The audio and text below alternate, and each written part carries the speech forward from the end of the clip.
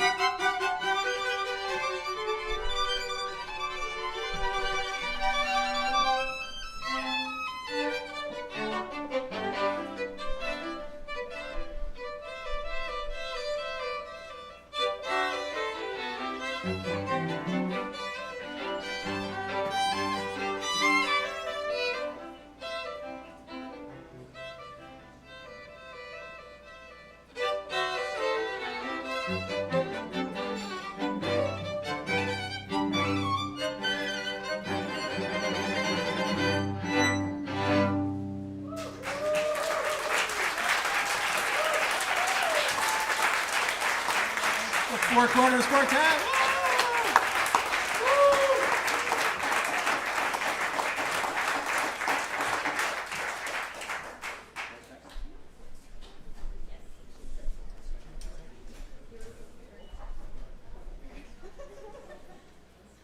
All right, so while we're getting ready for our next group to set up here, we're going to hear our other string quartet.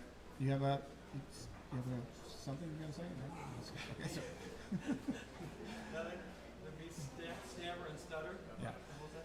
Yeah. So, you'll notice on your tables there, you have a little plastic container that says something about tips. Just thought I'd point that out. And you know what to do.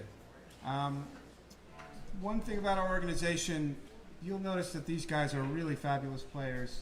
And what we're trying to do at Redfish here is to create a haven for these young professionals to come and perform and get some good experience and playing for audiences, and we're making it tuition free. So if anybody feels so inclined to help us out and make a donation, we'd welcome it. We are a nonprofit organization, so all donations are tax deductible. And if you're streaming out there in Radio Land, you can find us on redfishmusicfestival.com. There's a donation page there. So what do we got next? So here they're coming out now. This is our next quartet.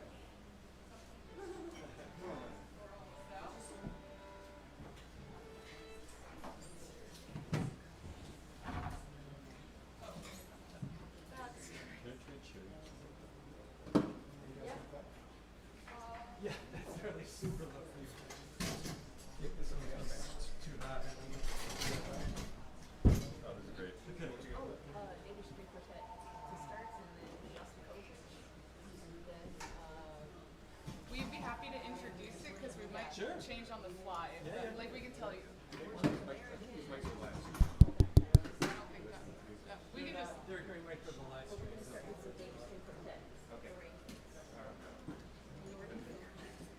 All right, they're going to just get ready and maybe tune up a little bit as they're getting ready. I'll introduce them to you. This is the Astrodon String Quartet. I believe they got together in the Baltimore area. Is that right? Let's see, who do we have over here? We have Dallas playing first violin. Dallas is from New Jersey originally. Yeah. It's a little ironic, somebody named Dallas from New Jersey, you'd think, but it's okay. We'll go with that.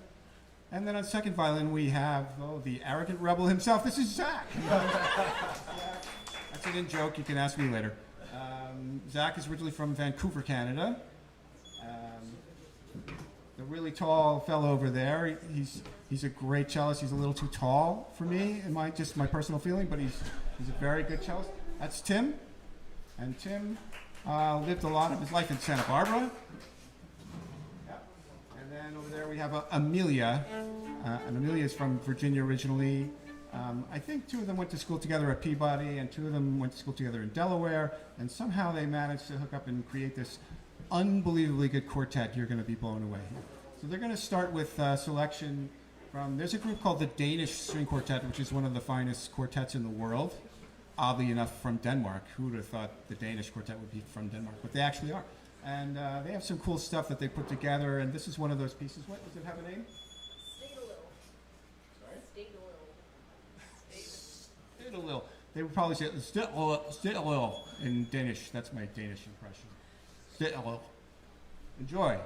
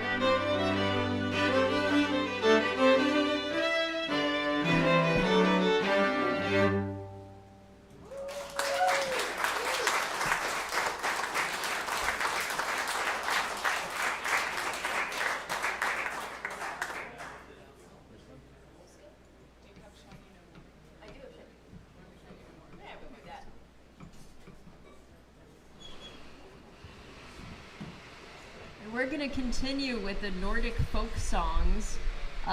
Although this one, actually, I kind of lied. It's not Nordic, it's English. And it's a combination of an English hymn with a popular fiddle tune. And it's called Shiny No More.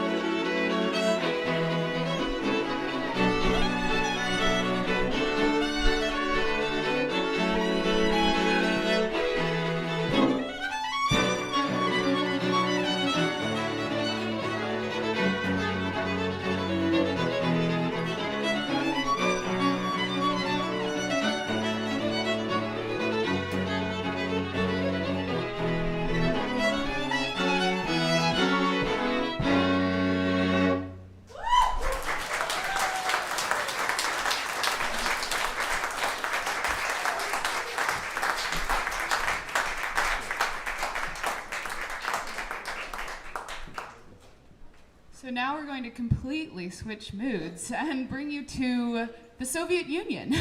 And we are going to play one of the most famous pieces for string quartet. It's a movement from a Shostakovich quartet. And Shostakovich was under kind of an insane amount of pressure during his lifetime. He lived through World War II and the Stalin's government and all of this just pressure on him as a musician to write the kind of music that Stalin wanted him to write or die. So this second movement is kind of what my parents, who are not classical musicians, like to refer to as the heavy metal of string quartet repertoire. So I'm just going to leave you with that.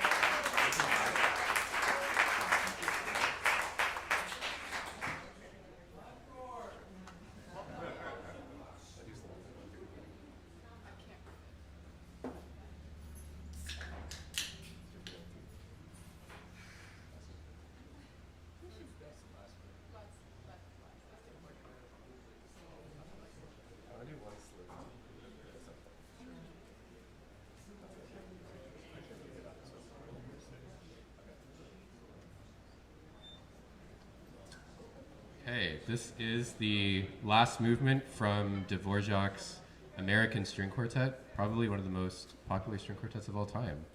It's just some fun train music, so enjoy.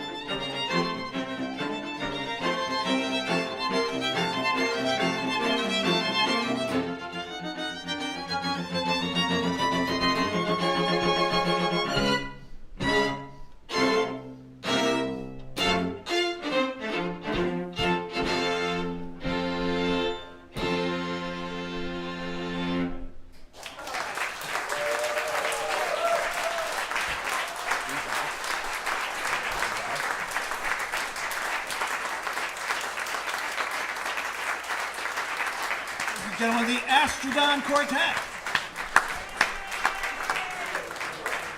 One more?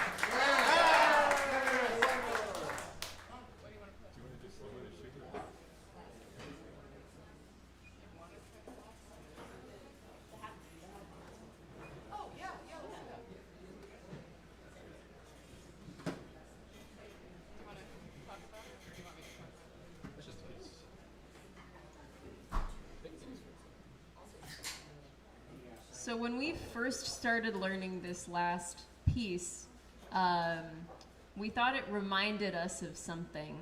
And we tried really hard to figure it out, and then Amelia was the one who realized it sounds like the Mexican hat dance. So maybe you guys will recognize that in it too. We'll see. But it will certainly be a very good time. We love this piece very much. It's by Beethoven. It's one of his Opus 18 quartets, number 3. And it's one of our favorite pieces.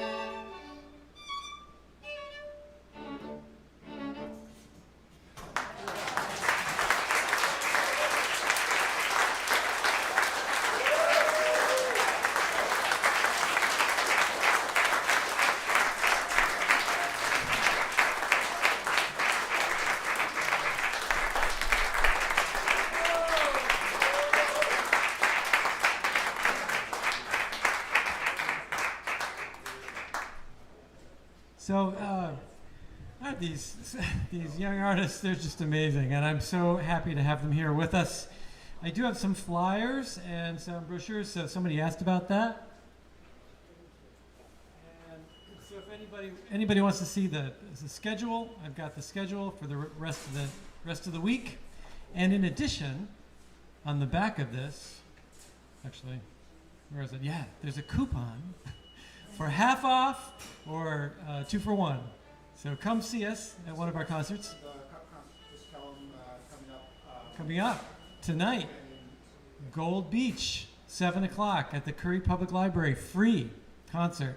Get to hear more pieces that these artists are playing, and we're all going to get together to perform a larger work at the end. So I think we have, who do we have going now? It's the local boy who's going to grace us with.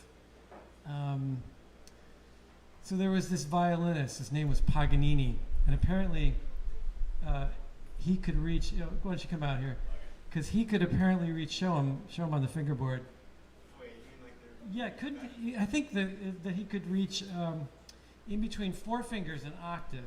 So just show them like where they are. So here's the first. Well, this would be the first finger. And the second finger would be here. Second finger. Oh, you mean an octave on one string? Yeah, no. Like what he did. Just the second finger would be here. The third finger would be here, and the fourth finger would be up there. So that's how big his hand was. And so he wrote a series of caprices. So these are 24 pieces, fiendishly difficult for the violin. And so he was trying to challenge everybody and show everybody up. So this is one of the pieces that Andrew's going to play for us now. Which one? It's Caprice number 5. Caprice number 5. Andrew Nix. Give him a...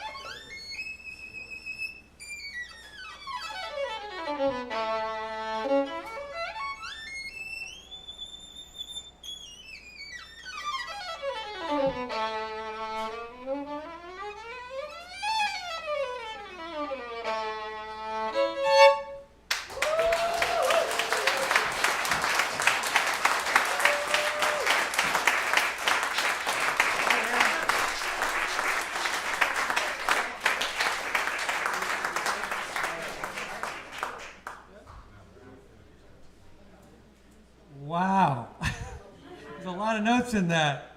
Fantastic. And so now we have Oog coming back, and Tim. So we're going to hear a piece written for. This is for the tall guys. This is a piece written for violin and cello, and it's a real virtuoso piece. This is another kind of piece where they get to show off a little bit. It's really fun. It was written by, at least the theme was written by Handel, and then later transcribed and spruced up and made very complicated by another composer, Halverson. So this is the Handel-Halverson duo.